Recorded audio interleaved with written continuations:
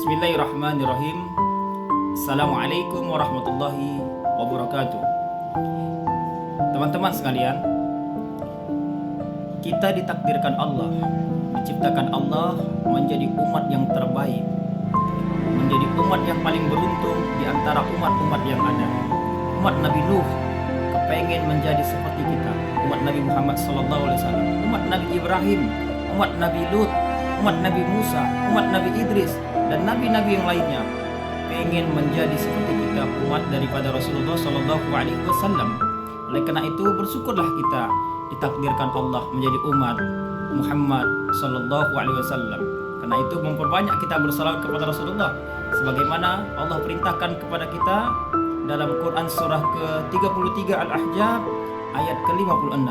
Innallaha wa malaikatahu yusalluna 'alan nabi. Sesungguhnya Allah dan para malaikatnya berselawat kepada Rasulullah SAW. Ya ayyuhalladzina amanu, hai orang-orang yang masih ada iman di dalam dadanya, sallu alaihi wasallimu taslima. Berselawatlah kalian kepada Rasulullah SAW.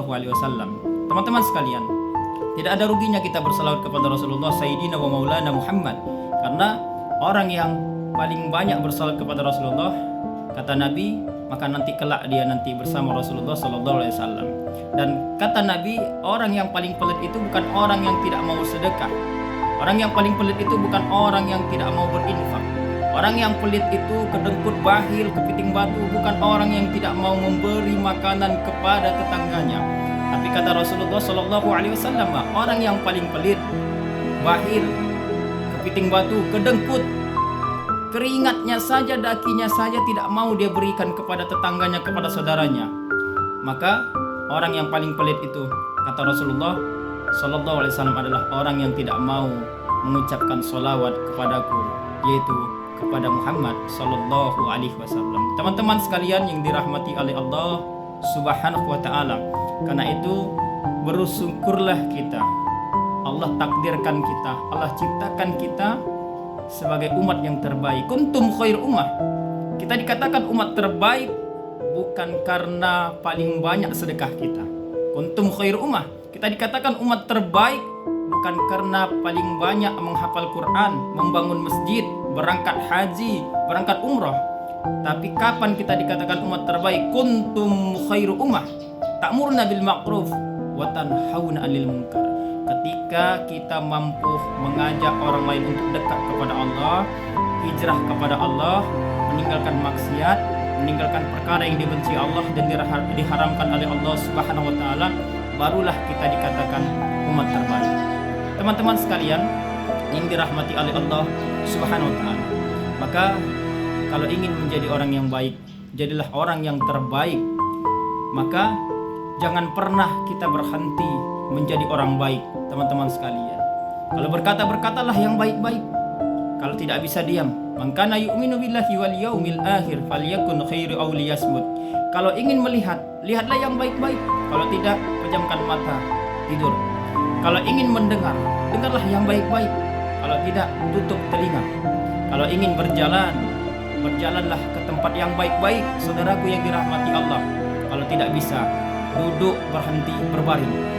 Kalau ingin prasangka, prasangkalah yang baik-baik. Jangan sampai hati ini menjadi hati yang mait, hati yang marit, hati yang mati, hati yang busuk. Karena Allah berfirman dalam hadis qudsi, la yanzuru ila suwarikum walakinna yanzuru ila qulubikum wa amalikum. Allah melihat bagaimana hati kita kepada Allah dan kepada manusia, saudara dan juga tetangga kita. Teman-teman sekalian yang dirahmati oleh Allah Subhanahu wa Ta'ala, maka jangan pernah kita meremehkan tiga hal. Jangan pernah kita meremehkan amal-amal kebaikan yang kecil, karena Allah menyembunyikan surganya di amal-amal yang kecil. Yang kedua, jangan pernah kita meremehkan maksiat, karena teman-teman, Allah merahasiakan, Allah menyembunyikan murkanya, azabnya di balik kemaksiatan yang kita lakukan. Yang ketiga, jangan pernah remehkan orang lain, Kalau kita meremehkan orang lain, tetangga, saudara, teman, adik, dan lain sebagainya, ingat, saudaraku yang dimuliakan Allah, Allah menyembunyikan, Allah merahasiakan Habibullah, kekasihnya, di balik diri seseorang. Ketika kita menyakiti hati seseorang, dia diam, dia sholat, dia menangis, dia minta kepada Allah, ternyata dia kekasih Allah, ternyata dia orang yang dicintai Allah, maka kemurkaanlah yang datang kepada kita. Oleh sebab itu, teman-teman sekalian yang dirahmati oleh Allah Subhanahu wa taala, jaga yang tiga ini. Jangan sampai kita meremehkan yang tiga ini, sehingga datanglah bala bencana, azab Allah dan murka Allah kepada kita.